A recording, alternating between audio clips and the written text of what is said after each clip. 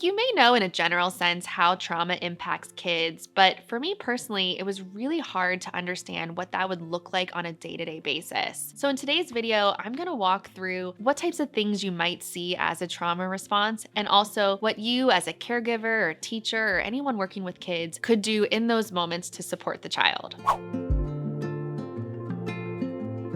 And of course, every child is different, and this is all based on nuance, what's going on, what's happening in the day. So make sure you're taking that into account when you are figuring out the best way to support the child. The child's professional team is always that go-to place for you to know how to best support the child in your care. I'm going to be talking through this in 3 different sections. So for babies, younger kids, and older kids. So let's start with the babies. For babies who've experienced trauma, you might see a variety of things. So this could include a stiff body, not making eye contact, not meeting developmental milestones. You may notice that they are not crying or perhaps crying too much. You may notice that they are not eating enough or could be eating more than they should be eating and perhaps getting sick. Some babies may not be showing emotions that are age appropriate. Some may be irritable or difficult to soothe, and some babies may have digestion problems. So for little babies who have experienced trauma, we can support these behaviors by moving slowly through moments, being quiet, being careful, and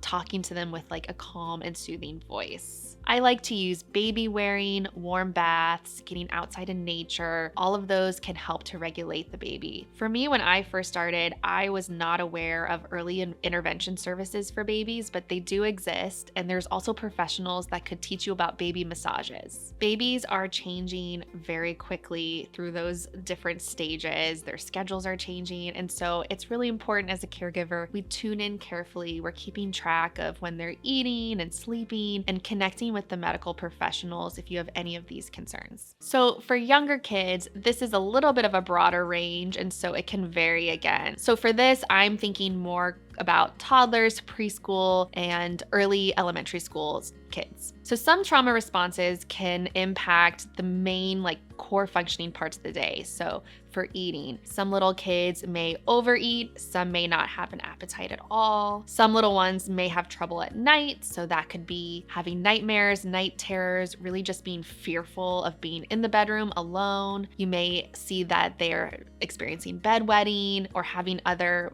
frequent wake-ups throughout the night. Some little ones may be destructive or have aggressive behaviors, so like hitting or biting or screaming. You may notice a low frustration tolerance, which is pretty developmentally on pace. So what we're looking for is something that is more severe and significant than their peers. For some little ones, you may see that they have low energy, maybe a flat affect, maybe they're not engaging with toys in a way that you would expect their age to play with toys. For some little ones, they may just be extra fearful and on edge. So maybe loud noises, sudden movements, all of those things make them feel jumpy. Maybe they will elope or scream or express that they're scared. And also for some, you're gonna see some anxious behaviors that they're really clingy to you, maybe wanna be right by your side all day long. And you might see the opposite, that when you're out in public, they're wandering away or they're talking to all the people out there, all the strangers. For this age group, it's really important that we walk through carefully and kind of see every behavior as communication. What are they needing? Is there something that's been triggered within them that's reminding them of a scary memory or a traumatic incident? And when we can look closely to those things that's underneath the behavior, we can find ways to support them. So here are some just very practical things that you can do to support a little one who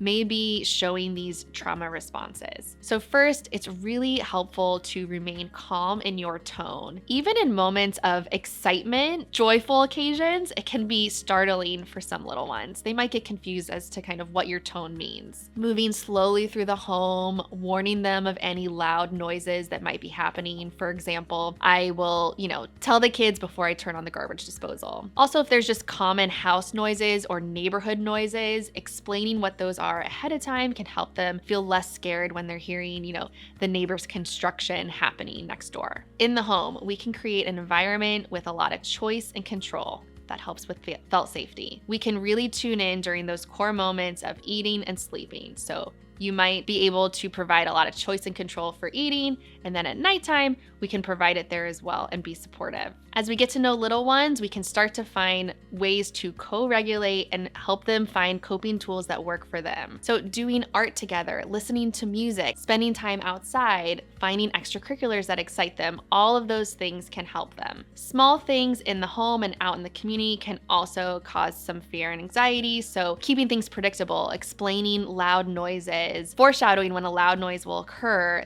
those small things can make a big difference. When they do express their fears, offering validation and support instead of diminishing their fear can be very supportive in those moments. And of course, making sure your schedule allows time for decompressing and lots of rest, maybe extra naps for the little ones. Make sure you're connecting back with the professional team, any type of advocates and school support to make sure they're getting the help they need. So let me show you what some of these could look like. What was that?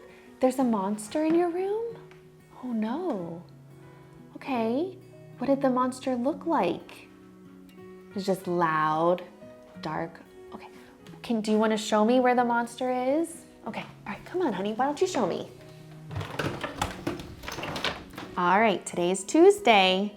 So today we see Daddy, okay? So I'll pick you up from daycare and then I will take you to see Daddy. Oh, sweetie, okay. What do you need right now? Can you point to what you need? You wanna do the bubble video? Okay, I have that. All right, come here. Let's sit down and watch it.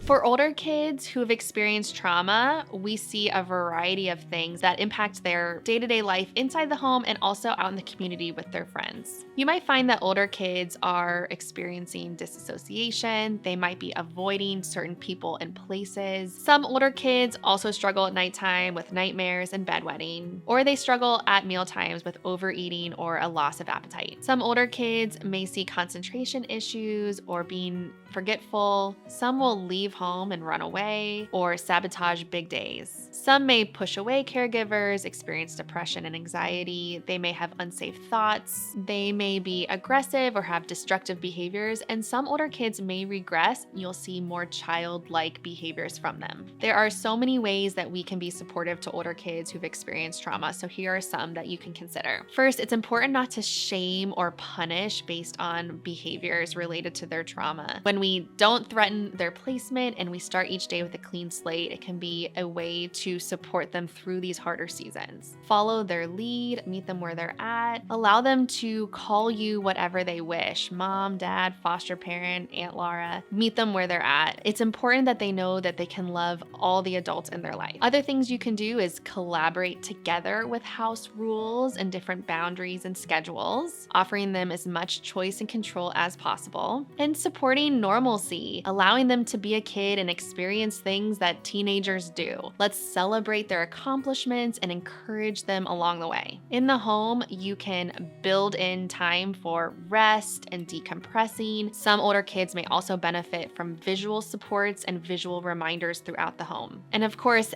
as a foster parent, we can advocate for support at school, support with job placements, and financial literacy.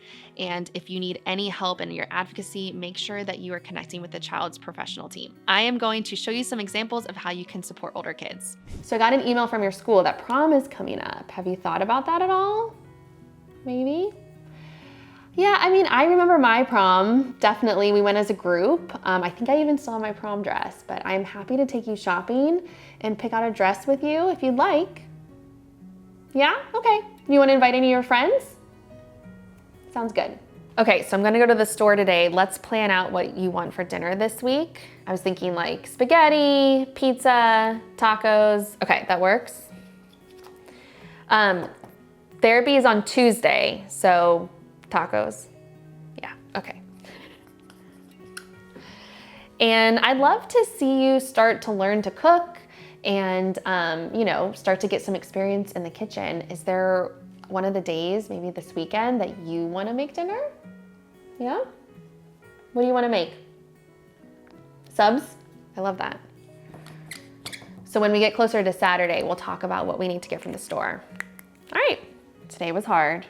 I know that you wish you had made some different choices, and we're gonna work through it together. Tomorrow is a new day, I am here and, I'm in this with you no matter what. All right? There is no one size fits all when it comes to parenting kids who've experienced trauma. I hope today you've seen some things that could help you navigate those moments, but it's really about being intentional and purposeful in our parenting styles to meet the kids where they're at.